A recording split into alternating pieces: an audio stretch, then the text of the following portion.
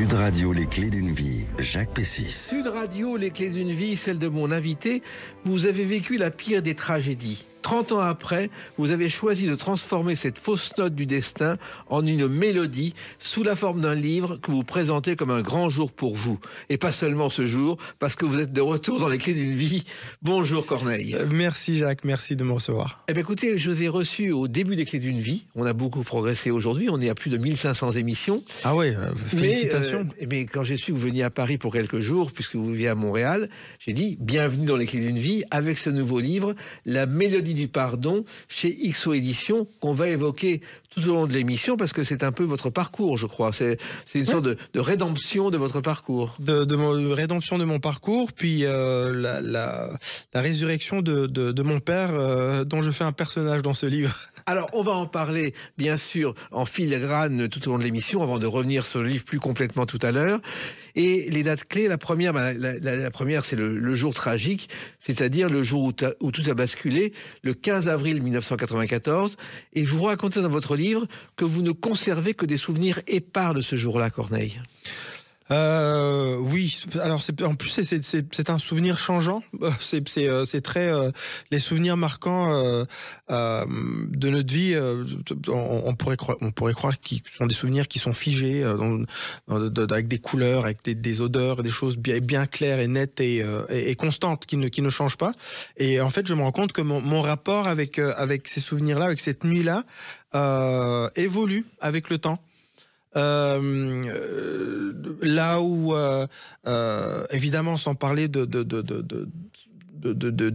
l'aspect un peu graphique de cette nuit-là, mais si je dois parler de ce que j'ai perdu cette nuit-là, par exemple, qui est ma famille, avec le temps, comme père de famille aujourd'hui, par exemple, elle ne représente plus que la perte.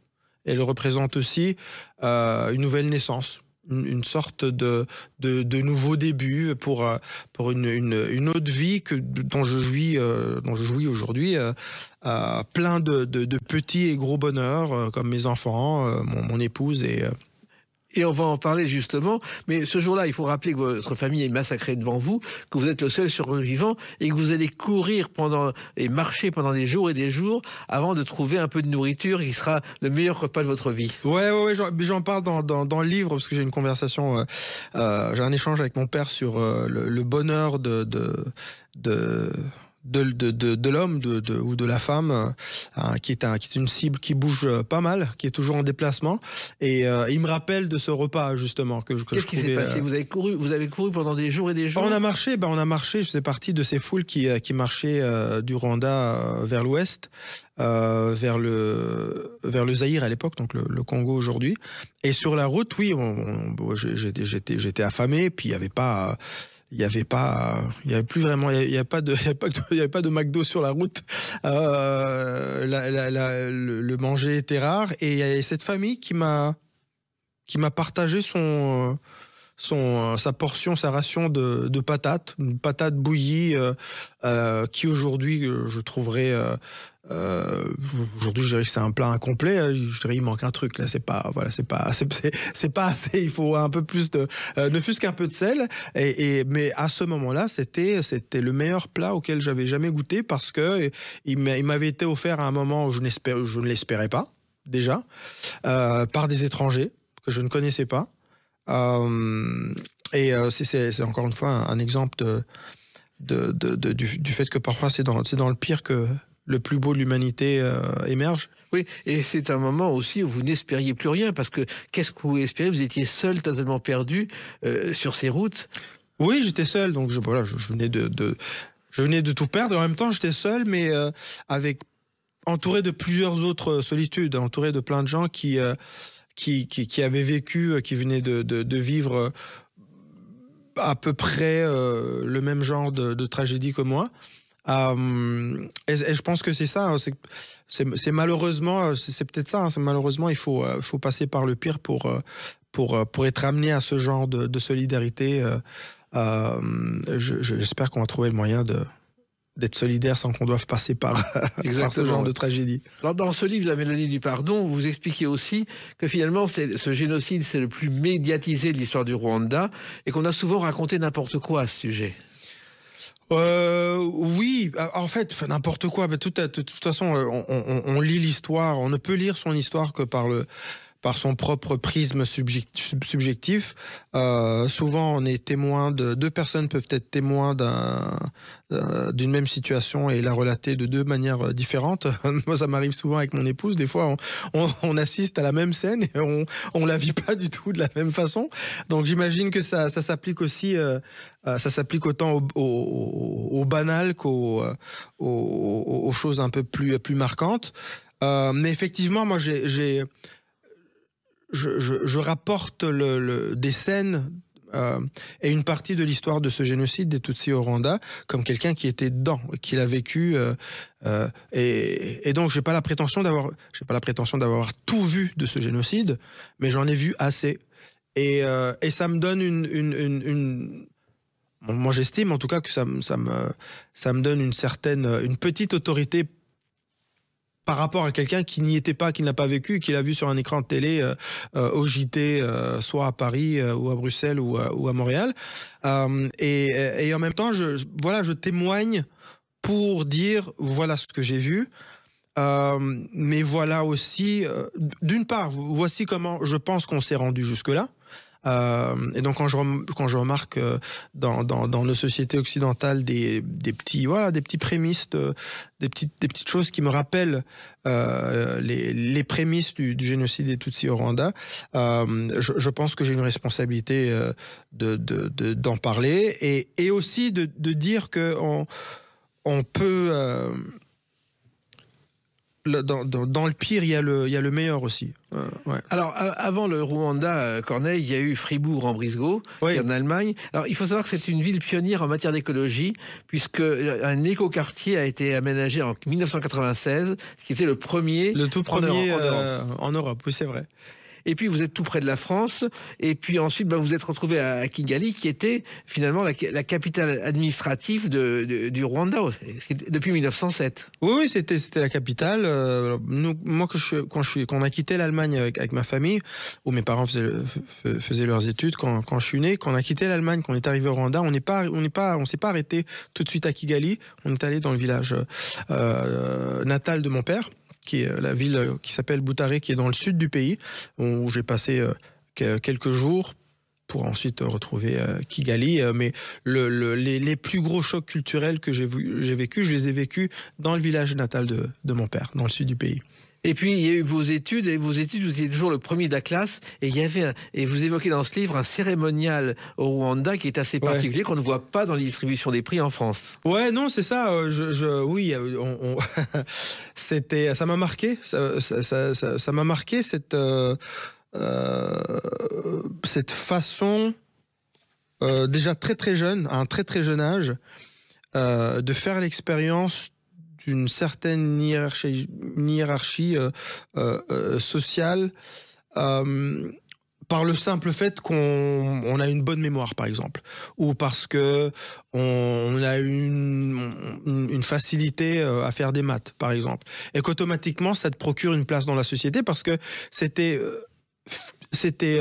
physiquement représenté par un podium. Donc à chaque fin d'année scolaire, on appelait pour chaque classe les 3 premiers de la classe, avec un podium comme au JO. Tu avais la médaille d'or, la médaille d'argent, la médaille de bronze.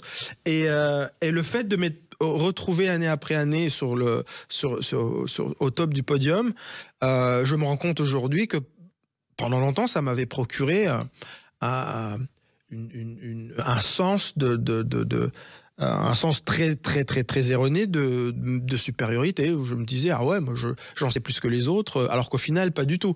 C'est-à-dire il y avait sûrement des gamins qui étaient plus intelligents que moi, mais qui avaient peut-être un plus gros problème avec l'autorité que moi, et qui refusaient les codes de l'école, et qui ont pas pris l'école au sérieux, mais c'est le fait d'être conditionné déjà à cet âge-là, au plus jeune âge, ça commençait à l'âge de 7 ans, en première année primaire déjà, on était réduit à devoir faire partie d'un podium ou pas. Alors, il y a aussi un film très célèbre qui a été sur le podium au sommet, et ce film a marqué vos jeunes années. évidemment, c'est pas des chaussures pour la marche que vous avez là. La Grande Vadrouille, il y a la fameuse scène où De Funès est sur le dos de Bourvil, qui est totalement improvisée. Ah oui, c'est ça, c'est ce que j'ai appris plus tard. Oui. Je le savais pas. Et en même temps, avec du recul, quand tu repenses à cette scène-là, ça a l'air tellement spontané. Et je me rappelle qu'à chaque fois que je voyais cette scène, j'avais juste mal aux pieds. Juste en pensant au pied de Bourvil, parce que il trichait pas, hein, il mettait vraiment des chaussures d'une pointe au moins 3 fois plus petite que ses pieds. Mais c'est des souvenirs délicieux, parce que j'ai partagé ce cinéma français de Claude Zidi et d'autres avec mon petit frère. On était des adeptes, des fans de ce cinéma-là. Et de Louis de Funès surtout. Ouais. Et au Rwanda, il y avait De Funès dans La Grande Vadrouille et Galabru? Ah ben oui, c'est-à-dire que moi je me suis appris la langue française grâce à De Funès, grâce à Galabru, grâce à Belmondo aussi, dans un autre registre. L'As des As, L'As des As, Le Professionnel. Grâce à ce cinéma français-là, c'est comme ça, c'est ce cinéma-là qui m'a appris le français. Voilà. Alors, il y a aussi une autre date importante dans votre carrière. Elle n'a pas de rapport avec vous, mais elle est importante pour une autre raison. On va l'évoquer le 11 juin 1978, dans quelques instants sur Sud Radio, avec Corneille. Sud Radio, les clés d'une vie, Jacques Pessis. Sud Radio, les clés d'une vie, Corneille, mon invité pour ce nouveau livre, La mélodie du pardon, chez XO Éditions. On a commencé à évoquer votre parcours le jour où tout a basculé. Alors, il y a le 11 juin 1978, ça ne vous concerne pas directement, mais c'est important parce qu'il y a un concert hommage des 70 ans de Nelson Mandela, en demandant sa libération. Et sur scène, devant 600 millions de téléspectateurs, il y a une jeune artiste qui monte, et cette jeune artiste va avoir de l'importance plus tard, c'est Tracy Chapman. C'est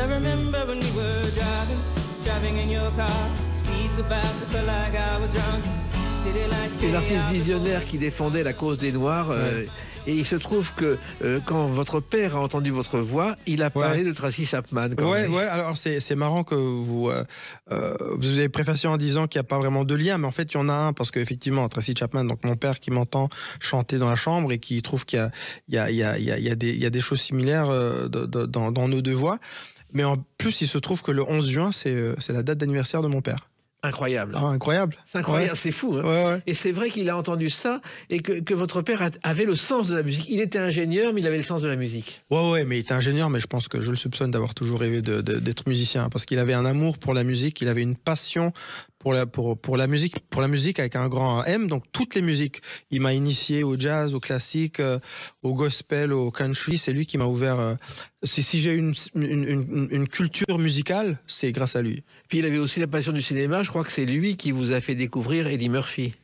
En fait, Eddie Murphy, lui m'a fait découvrir Un prince à New York. Un prince à New York, puis je suis tombé dedans, comme on dit. Je me suis découvert un amour aussi fort pour Eddie Murphy que celui que j'avais pour De Funès. J'ai dévoré tous ses films. C'est-à-dire, votre père avait un problème, il était ingénieur, mais il était incapable de changer une ampoule. Ouais, c'est ce que un de ses bons amis, qui est aujourd'hui un petit peu mon père adoptif, et son grand ami de toujours, me disait toujours de lui, il me disait, il peut te faire le plan d'une centrale nucléaire en 10 minutes, mais il est incapable de changer une ampoule. C'est fou, hein. Donc ça disait beaucoup sur le personnage. Et il avait une passion pour Beethoven, je crois. Ouais, Beethoven, Mozart, c'est lui qui m'a fait découvrir le classique russe aussi, Prokofiev, Tchaïkovski, et il avait... C'était un boulimique de la musique. Ouais. Et Beethoven, d'ailleurs, pour ses débuts, son père a fait croire qu'il avait 1 an de moins quand il a débuté à 6 ans.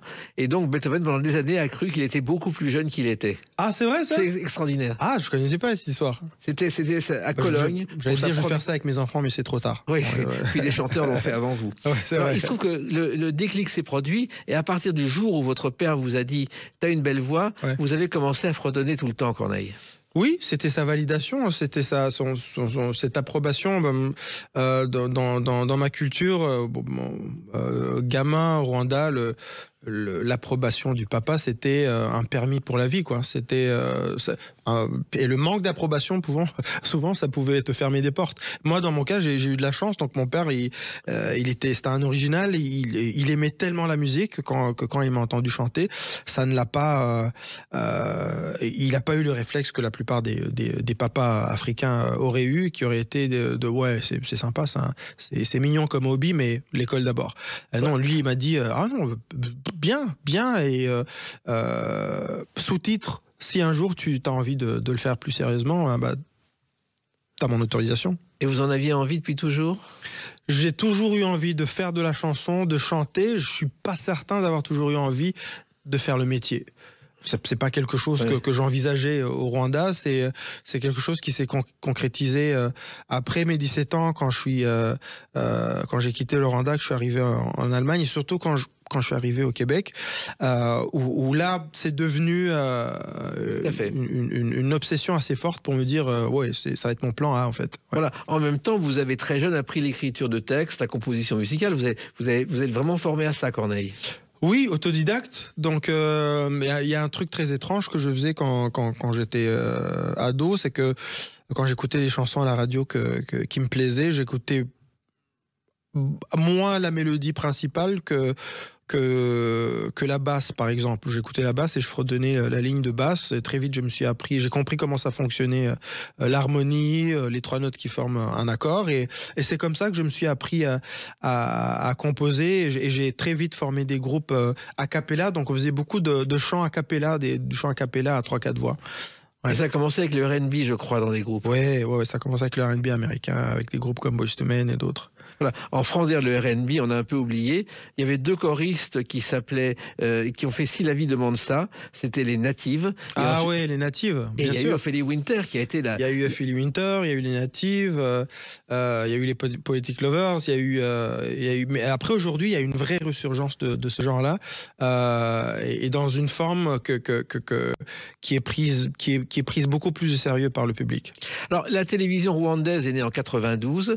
Au départ, c'est une télévision culturelle où on doit évoquer l'éducation, l'environnement, l'évolution de la société. Et puis, paf, en 93, vous vous retrouvez dans une émission qui s'appelle Découverte 1993. Ouais. C'était pas de rapport avec ce qui était prévu. Non, c'était pas prévu. C'était ma première télé. Et je pense que c'était mon premier contact avec le métier, en fait. Ça m'a. Je pense que c'est la première fois que je me suis dit ah ouais, c'est possible, c'est une option. Et comment vous êtes arrivé là-dedans ? C'était la première année de la télévision rwandaise, parce que nous, au Rwanda, la télévision publique est arrivée très tard, oui. De la télévision nationale, et de la première année de cette télévision-là, dans la programmation, il y avait un concours de chant, un concours de musique, et les potes à moi avec qui je faisais la musique, on a dit, on va envoyer un démo, puis oui. Il a été accepté, on a participé, puis on participait en même temps que parmi nos compétiteurs, il y avait des gens qui avaient du métier, quoi, des gens des vrais groupes, des vrais artistes qui étaient là, qui avaient un peu de bouteille. Et nous, on est arrivés comme ça, en 15 et 16 ans, et on a fini 4e, je pense. Oui. Donc c'était très encourageant. C'était très encourageant. Et c'est pour ça que je disais que je pense que c'est la première. C'est le premier contact avec le métier pour moi. C'est là que je me suis dit que c'était une possibilité. Ouais. Voilà. Ensuite, ça a continué en Allemagne. Vous avez commencé dans des discothèques à chanter. Ouais, on chantait dans les boîtes en Allemagne. Quand j'avais l'occasion, je connaissais un DJ. Il me faisait monter à côté de ses platines, et je faisais un morceau. Je chantais un morceau, une reprise d'un morceau qui cartonnait à l'époque. Et après, quand je suis allé au Canada, j'ai continué. Voilà. Mais en Allemagne, de toute façon, les Beatles ont commencé en Allemagne. Ouais. C'était un centre névralgique pour la musique électronique, la techno, la pop. Ouais. Et vous avez même failli devenir DJ. Ça m'a intéressé à un moment donné. C'est-à-dire que j'ai toujours essayé de trouver des façons d'être autonome en musique. Et il y avait quelque chose chez le DJ, cette idée de n'avoir besoin que de plaques tournantes et de faire danser les gens, que je trouvais très très très séduisant. Après, je trouvais que il y avait une dimension créative qui manquait à l'exercice.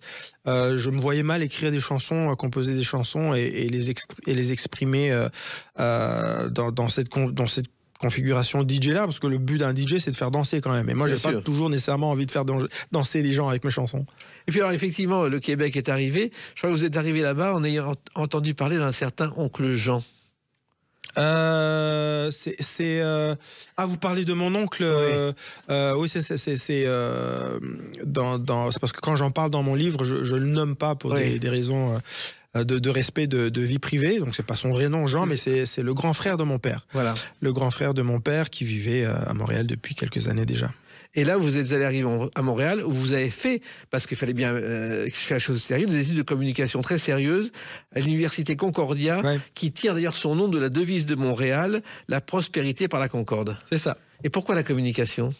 Parce que les adultes, dont mon oncle justement, m'avaient mis un peu de pression en me disant qu'il fallait absolument faire des études. Donc pour faire taire tout le monde, j'ai choisi le truc qui se rapprochait le plus du métier de chanteur, parce que je me suis dit communication, chanter, c'est communiquer finalement. Donc je vais probablement moins m'ennuyer en communication qu'en génie civil, par exemple. Et ça vous a pas vraiment intéressé quand même ?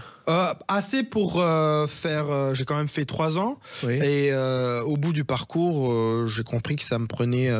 ça grugeait un petit peu sur le temps que j'aurais pu allouer à ma musique. Oui. Et donc j'ai arrêté. J'ai arrêté à partir de la 3e année. Et c'est l'année où j'ai commencé à travailler sur mon album. Voilà. Et justement, cette année-là, il s'est passé plein de choses.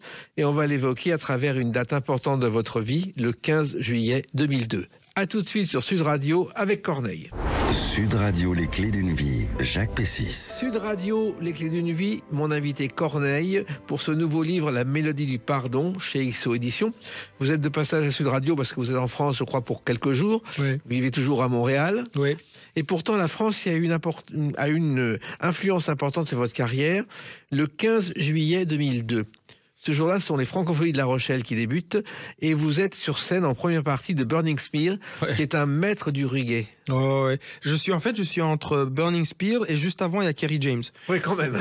Donc, autant vous dire que j'ai pas du tout l'impression d'avoir ma place là. Et pourtant, j'y suis. Ma maison de disque m'avait trouvé ce petit 15 minutes pendant que les musiciens de Burning Spear s'installaient. Donc, il y avait des fils qui, limite, si on me demandait pas de me pousser pour pouvoir bouger les fils. Et là, il s'est passé quelque chose d'extraordinaire. C'est-à-dire que je me suis présenté devant un public sur la plus grande scène des Francopholies de La Rochelle. Il y avait des milliers de personnes. Il y avait des milliers de personnes en chantant des chansons qu'ils ne connaissaient pas. Donc, ce qui est un petit peu c'est un petit peu le drame de toute personne qui fait la première partie, c'est-à-dire que tu es bien conscient du fait que les gens sont pas venus te voir toi, à la limite, ils ont juste envie que tu finisses le plus tôt possible pour qu'ils puissent voir enfin l'artiste pour lequel ils sont venus. Et en fait, non, il s'est passé un truc absolument magique où les gens étaient à l'écoute, et non seulement étaient à l'écoute, mais ils étaient tellement à l'écoute qu'ils ont commencé à apprendre à la volée le texte des refrains et à les chanter. Et ça, c'était un moment de grâce pour moi, parce que je me suis dit, c'est un public que je ne connais pas, qui ne me connaît pas. Je suis en France, ça faisait peut-être ma 3e ou 4e fois sur le sol français, et que déjà, je sentais une adoption, un accueil de la part du public français. Voilà. Alors, il n'y avait pas encore... vous étiez à Montréal aussi, et il y avait aussi à Montréal les Francopholies, depuis 89, que Jean-Louis Foulquier avait apporté. Ouais. Ça, vous les connaissiez ? Oui, bien sûr, mais alors c'est ça qui est c'est d'ailleurs pour ça que la France est j'allais dire a une importance capitale dans ma carrière. C'est le public français qui m'a fait naître. Exactement.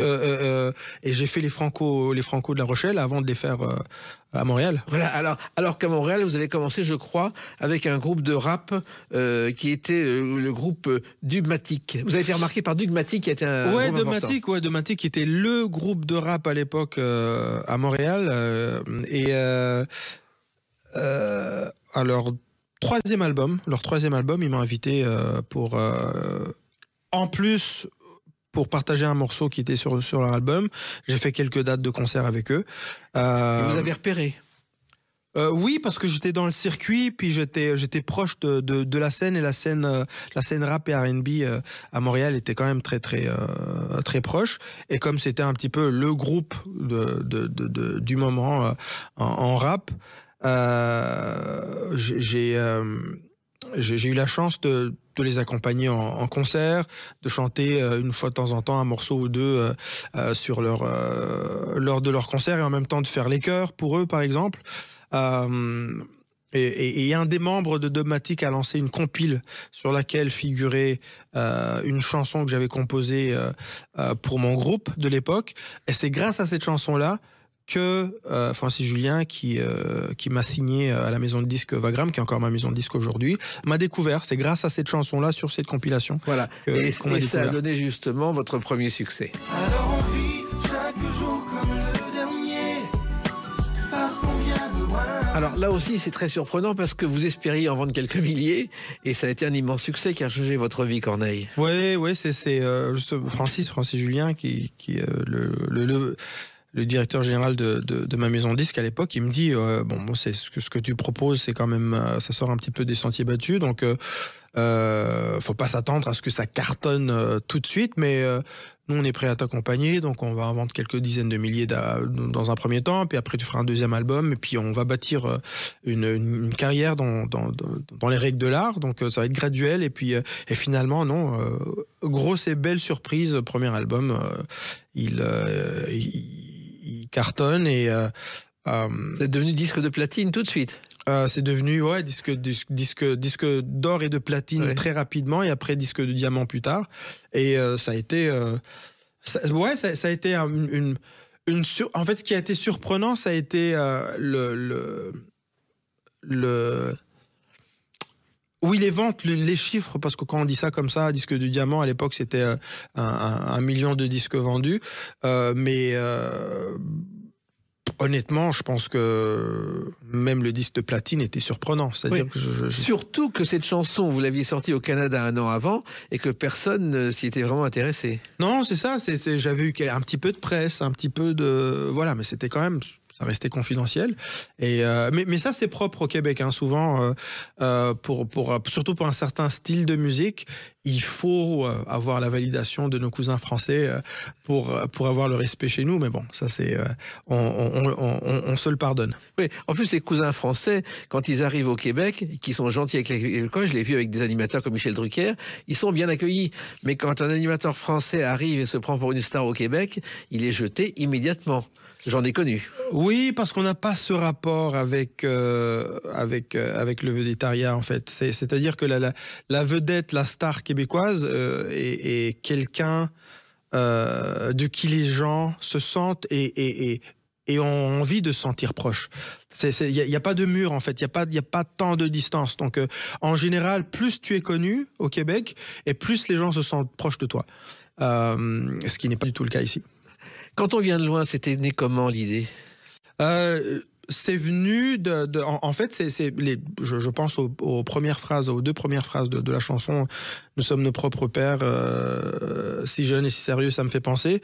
J'observais des amis, des connaissances de ma génération qui avaient mon âge, qui avaient donc la jeune vingtaine, immigrants, pour la plupart d'entre eux rwandais, et qui est arrivé à Montréal, qui n'étaient pas forcément avec leur famille, parce que qui avaient perdu soit leurs parents ou qui étaient séparés de leurs parents, qui ont dû se prendre en main à un trop jeune âge, où je regardais des copains et des copines à moi, je me suis dit, en fait, ils se comportent déjà un petit peu en père ou en mère de famille, alors qu'ils n'ont même pas d'enfants, mais ils ont tout de suite compris qu'il fallait qu'ils soient qu'ils étaient seuls responsables de leur sort, et je trouvais ce saut générationnel par la force des choses, hein, parce qu'on n'est plus dans son pays, parce qu'on est loin des nôtres, de nos proches, intéressant. Puis là où j'avais toujours l'impression que j'étais le seul dans cette situation, mais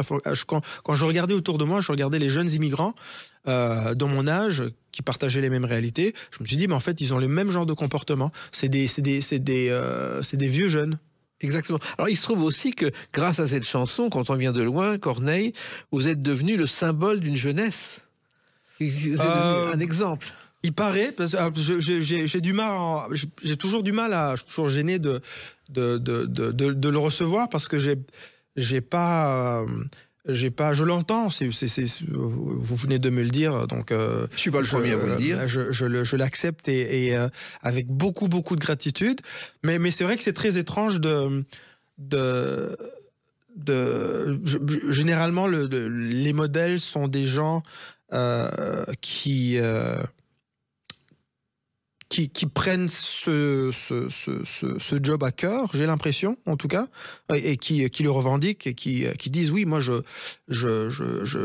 envie que la jeunesse se comporte de cette manière, voilà, et qui sont explicites dans la démarche oui, voilà, j'éduque. Moi, j'ai jamais fait ça. À la limite, je commence à faire ça maintenant parce que je suis papa et que dans mon quotidien, c'est mon job d'être dans la transmission.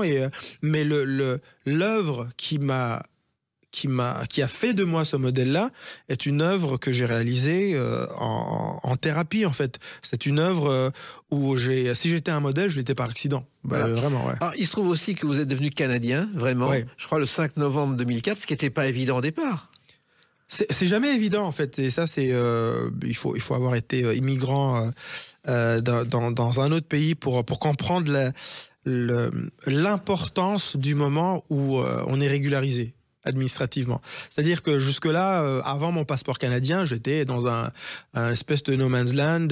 Il y avait toujours le risque qu'un jour je fasse une connerie et qu'on me dise dehors. Merci, voilà. Dehors, quoi. À partir du moment où j'avais mon passeport canadien, je me suis dit, ok, là, ça va, je peux commencer à dire que j'ai un nouveau chez moi, c'est le Québec, c'est le Canada. Voilà. Et vous êtes revenu en France régulièrement, et notamment pour cette émission.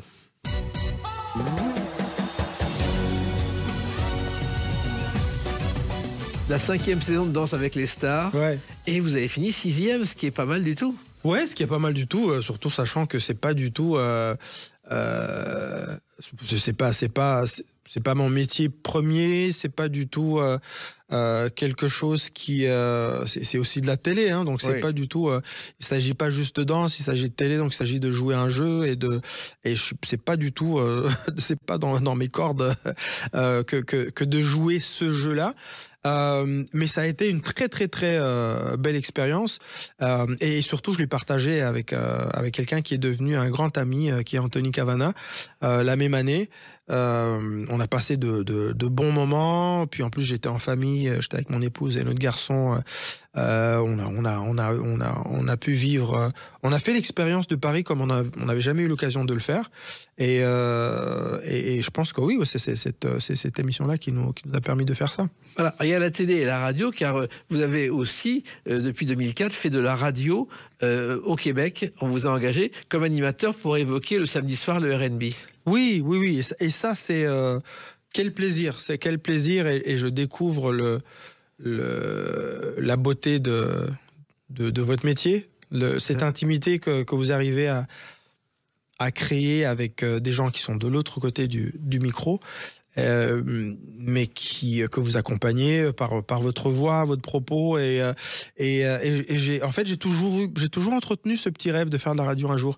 J'ai toujours aimé ce médium. C'est quelque chose qui m'a toujours plu, aussi parce que je fais de la musique de façon publique, et que faire de la télé, ça fait partie du job. Mais c'est pas un médium avec lequel je suis nécessairement à l'aise. Le regard de l'autre, la caméra, le petit point rouge qui s'allume quand c'est le temps de retrouver son personnage, et tout ça, ça n'a jamais été un exercice dans lequel je me suis toujours senti à l'aise. Mais par contre, la radio, je trouve ça incroyablement efficace et juste quand on veut s'adresser à l'autre et faire passer des émotions, faire passer des messages. Voilà.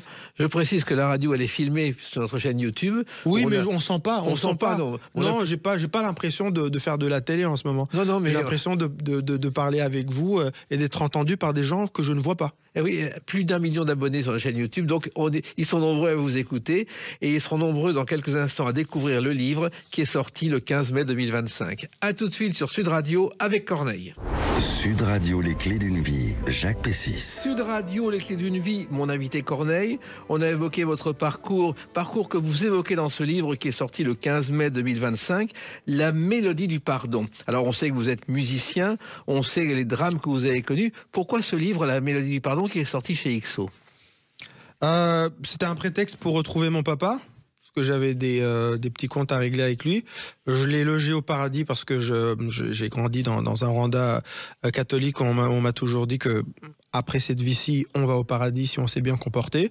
Et donc je me suis imaginé mon papa qui est parti quand j'avais 17 ans, dans ce lieu-là où il aurait en plus des réponses à me donner sur plein de choses, notamment sur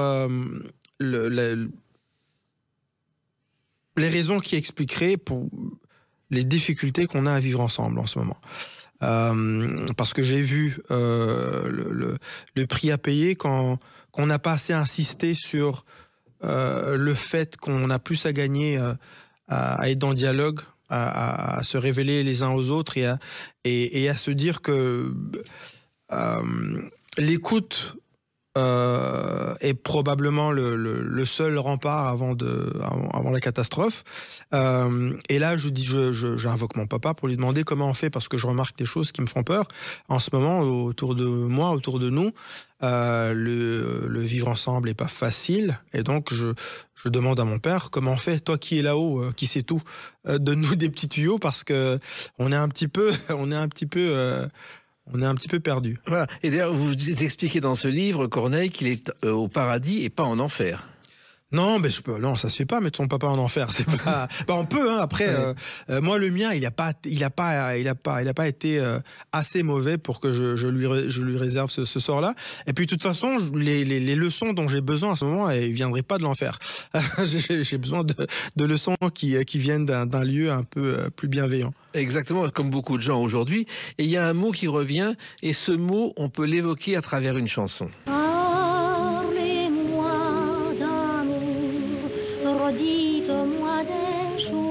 La chanson de Lucienne Boyeux, vous connaissez forcément. Ouais. Vous savez que cette chanson, elle est née par hasard. Elle était chez un éditeur pour choisir une chanson. Elle entend la chanson dans une pièce à côté. Elle est allée voir le musicien, elle dit « Je veux cette chanson ». Et elle est devenue une star mondiale, puisqu'elle défilait sur la 5e avenue comme un président des États-Unis, parce qu'elle avait fait cette chanson. Parce qu'elle avait fait cette chanson-là. C'est extraordinaire. Ah ouais. Les chansons ont des histoires extraordinaires souvent. Alors, amour, justement, c'est un mot que vous employez beaucoup dans ce livre, Corneille. Ouais. Bah, c'est la clé. C'est la clé. Et donc je dis aussi que dans le livre que l'amour est en fait l'autre côté d'une même pièce. Et cette pièce a un autre côté, c'est la haine aussi. C'est-à-dire que la haine et l'amour sont en fait la même chose. On provient à peu près de la même source. On parle beaucoup de haine sans la comprendre. Et si on ne prend pas le temps de la comprendre, on n'arrivera pas à l'amour. Et c'est un petit peu... ça fait partie de ces leçons-là que je partage dans ce livre-là, où je m'appuie sur mon vécu au Rwanda pour... et je me sers de mon papa aussi. Mon papa, je le réinvente un petit peu, hein, parce que c'est des conversations qu'on n'a pas eues, c'est des conversations que je m'imagine. Mais pour arriver à cette conclusion, pour arriver à la conclusion que, en fait, on ne peut pas parler que d'amour versus la haine, c'est-à-dire que l'un n'est pas le contraire de l'autre. Au contraire, il faut avoir un minimum de bienveillance face à la haine pour un jour arriver à l'amour. Alors qu'aujourd'hui, j'ai l'impression qu'on est dans une espèce de manichéisme qui consiste à dire que ben non, il y a ceux qu'il faut haïr, il y a ceux qu'il faut aimer. Et ceux qu'il faut haïr, c'est forcément ceux qui font le mal, et il y a les autres qui ont l'air de faire le bien, donc ils méritent l'amour qu'ils reçoivent, mais c'est l'humanité, c'est beaucoup plus complexe que ça. Et c'est ce que j'essaie de partager dans le livre. Et justement, le fil conducteur de ce livre, ce sont un peu les expériences que vous avez vécues qui vous ont permis, Corneille, de vous construire ou même de vous reconstruire. De me construire et de me reconstruire. Et une des grandes clés de ça, c'est d'avoir compris justement que... que je n'étais pas à l'abri de devenir le monstre que j'accuse. C'est-à-dire que si j'estime que je m'en sors pas mal moralement, que j'ai pas fait trop de bêtises dans ma vie, c'est que j'ai eu de la chance. Oui, et puis dans le dialogue avec votre père, il explique qu'il faut souffrir pour avoir le pardon de soi. Oui, oui. Et après, ça, c'est un petit peu... Moi, je trouve que dans ce qu'il me dit, il y a une justice. C'est-à-dire qu'on souffre tous. On souffre tous, ou on a tous souffert. Et on a donc tous accès à ce pardon-là. On a tous accès à ce genre de leçons. Moi, je pense qu'il y a toujours on a une naissance biologique, puis on a une deuxième naissance qui est celle où on se fait rentrer dedans par la vie, et on rencontre la souffrance, justement. Mais la souffrance, elle peut nous apprendre des choses. Ça peut être un enseignant très puissant aussi. Voilà, justement, c'est un message d'optimisme comme on en lit rarement. C'est-à-dire que vous avez souffert mais énormément, comme peu souffrent, et puis vous en tirez une résilience. Oui, c'est parce que c'est ça la vie. C'est pour ça que je parle de l'amour et de la haine comme étant membre de la même famille, et c'est aussi pour ça que je parle de la souffrance et du bonheur comme étant les enfants de la même source. C'est ça, c'est-à-dire qu'on peut pas juste vouloir être heureux sans reconnaître, sans accepter et sans apprendre les leçons que la souffrance nous procure. L'un va avec l'autre. Voilà, et la souffrance, vous l'avez connue, et vous dites même dans ce livre, vous avouez avoir consulté des psys. Oui, bien sûr, bien sûr. Je dis des, mais en vrai une, parce qu'il y en a deux que j'ai consultés, puis ils n'étaient pas très sérieux. C'est un petit peu comme tout, c'est un peu comme les avocats et les comptables. Il y en a des bons et des mauvais. Les mauvais peuvent te détruire, et les bons, ils peuvent te changer une vie. J'ai finalement pas retrouvé la bonne, et c'est elle qui m'a ouvert les yeux sur beaucoup de choses. Entre autres, le potentiel humain, c'est-à-dire la capacité qu'on a tous d'aller toucher le fond de nos souffrances et en retirer beaucoup de bien, et en retirer beaucoup de richesse. Parce que vous interrogez aussi longuement sur le bonheur. Est-ce qu'on peut être heureux? Est-ce que ce bonheur peut venir et partir rapidement? Ce sont presque des questions philosophiques, Corneille. Ouais, c'est ça, mais de toute façon, tout ce qui échappe au concret, à la science dans la vie, finit par devenir philosophie. Je veux dire, pourquoi est-ce qu'il y a des gens qui subissent le pire et s'en sortent, et d'autres pas? On n'a pas le choix, on résout toujours. Le seul ressort, ça reste toujours la philosophie. Il faut être souple, faut trouver une souplesse intellectuelle pour faire la paix avec certaines choses, et pour trouver un terrain d'entente avec cette condition humaine qui était, encore une fois, qui est très complexe. C'est-à-dire, on peut passer en une journée d'être le témoin d'une scène horrible qui se passe dans un pays loin de chez nous, et se dire, mais où va l'humanité? Qu'est-ce que nous sommes en train de devenir? Et après te retourner, puis embrasser ton bébé, et te dire, finalement, l'humanité, c'est tout ça, et tout ce qui est entre les deux. Alors, vous êtes aujourd'hui plus vieux que votre père, c'est-à-dire que vous êtes presque devenu un sage, Corneille. Ouais, en tout cas, je pense que je devrais être plus sage que mon père, parce que je suis plus âgé que lui, mais lui est au paradis, donc il a cet avantage. Voilà. Mais de toute façon, un jour, je compte bien le rejoindre, donc on sera quitte. Le plus tard possible. Alors, il se trouve que vous évoquez aussi ce qui a changé votre vie, c'est-à-dire, je crois, en 2005, Corneille, la rencontre avec Sophia, qui est devenue la femme de votre vie. Ouais, ça a été la grande rencontre. C'est, je pense que et je le souhaite à tout être humain. Il y a l'amour avec un grand A, mais il y a aussi l'amour, la rencontre avec quelqu'un qui te complète, avec qui on a envie de construire, d'avoir un projet de fondateur, de construire quelque chose. Dans mon cas, en plus, j'étais j'avais un grand besoin de continuer ce qui avait été interrompu. De fonder ma propre famille, mais il est hors de question que je le fasse avec n'importe qui, et j'ai eu la grande chance de rencontrer quelqu'un qui me semblait vraiment familier. J'avais l'impression de la connaître. Donc le saut, au Québec, on dit tomber en amour. Oui. On dit pas tomber amoureux, on dit tomber en amour, ce que je trouve plus juste et plus plus fidèle à l'expérience, parce que c'est une chute dans quelque chose. On tombe dans un lieu qui nous est complètement inconnu et on rencontre cette personne en pensant rencontrer un étranger, mais finalement on finit par se rencontrer soi-même parce qu'on a tellement envie de goûter à cette chose qui est la vie à deux.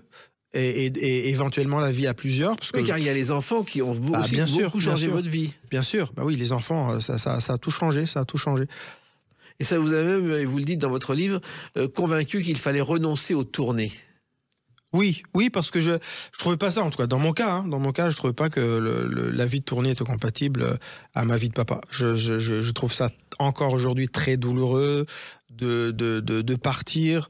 Je ne pars plus jamais plus d'une semaine, et comme je vis au Canada et que la plus grande partie de mon public est en France, c'est quand même toujours 6 heures d'avion et 6 heures de décalage horaire, et donc c'est compliqué. Mais aussi parce que je pense être arrivé au bout de ce rendez-vous, en fait. J'ai dû écrire plus d'une centaine de chansons. Je rencontre encore aujourd'hui 2, 3, parfois 3 générations de gens qui me disent on a écouté votre chanson et vos chansons nous accompagnent encore aujourd'hui. Il y a une partie de moi aujourd'hui qui commence à me dire dans ce domaine-là, j'ai fait ce que j'avais à faire, en fait. Mais il faut en ouvrir d'autres maintenant. C'est exactement ce que je fais. Je suis dans la transmission. Je pense que c'est le rôle je pense que c'est le rôle naturel de toute personne qui a un petit peu de bouteille, qui a connu des hauts et des bas dans un métier donné, arriver à un moment donné dans sa vie de dire finalement voilà, je te donne des petites clés, je partage ce que j'ai vécu pour t'éviter les mêmes erreurs que moi j'ai faites ou tout simplement pour t'accompagner. C'est ce que je fais avec des jeunes avec qui je travaille au Québec, et je donne des conférences aussi. Et les conférences que je donne en fait sont c'est un désir qui est né d'une curiosité, parce que encore une fois j'ai cette obsession de vouloir faire des ponts entre des gens qui ont l'air de pas s'entendre du tout, et ça a commencé après la mort de George Floyd aux États-Unis, en plein Covid, où je me suis rendu compte, je me suis réveillé un petit peu à ma réalité de personne noire en Occident et immigrante en plus, et je me suis rendu compte que les gens ne se parlaient pas autant que je pensais qu'ils le faisaient, et je me suis dit je vais aller à la rencontre des gens pour échanger avec eux sur cette nouvelle réalité occidentale, qui est un monde qui change. C'est-à-dire que la population change, parce que la population est en train de s'enrichir. Moi, je trouve que c'est une richesse, s'enrichit de plusieurs ailleurs, et qu'on ne retournera jamais en arrière, et que donc il faut trouver une façon de s'en accommoder, en fait. Alors, il se trouve aussi que la couverture du livre La Mélodie du Pardon est très particulière. C'est un jeune artiste qui l'a réalisé, vous lui rendez hommage. Ouais, merci de le mentionner. C'est un de mes artistes préférés en ce moment. Je suis beaucoup ce qui se passe dans l'art contemporain africain, et lui, c'est vraiment un des porte-étendards de ce mouvement qui est en train d'exploser. Et c'est Aboudia, c'est un jeune artiste ivoirien, qui a une histoire tout aussi extraordinaire, qui met toujours l'enfant au centre de chacune de ses œuvres. Et on a échangé. Je lui ai demandé de façon très spontanée, est-ce que ça te dirait de faire une illustration pour mon bouquin, ça s'appelle La Mélodie du Pardon. Il m'a dit, rien que le titre, ça me parle. Et 2 semaines plus tard, il m'a offert ça. Donc je le salue. Qui est en couverture de ce livre, La Mélodie du Pardon, chez XO Éditions, que je recommande à tous ceux qui vous aiment, à toutes celles qui vous aiment, et à tous ceux qui, justement, ont besoin de cet art de bien vivre qui nous manque aujourd'hui. Merci Corneille, et puis à bientôt entre 2 voyages, Québec ou la France. Et avec grand plaisir. Merci. Les Clés d'une Vie, c'est terminé pour aujourd'hui. On se retrouve bientôt. Restez fidèles à l'écoute de Sud Radio.